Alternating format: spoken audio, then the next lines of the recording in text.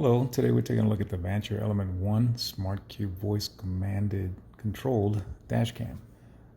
This little device here, it comes with just one single dash cam looking to the front, no cameras looking to the back.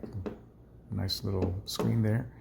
It mounts via a 3M adhesive to a electrostatic film that is put on your windshield.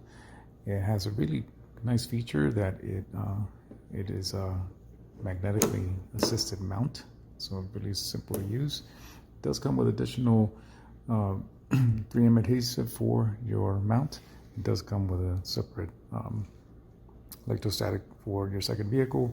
It also comes with a neat remote control here that you can actually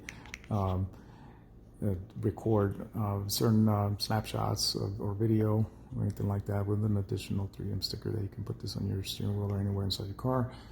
This one does operate with a Type-C cord versus the other ones that were a mini USB, and it does come with a 12-volt cigarette lighter type of connection with an additional port there, so you don't lose your USB connection. The little crowbar comes in handy when you're trying to run all these wires into your system. So really excited about trying this thing out.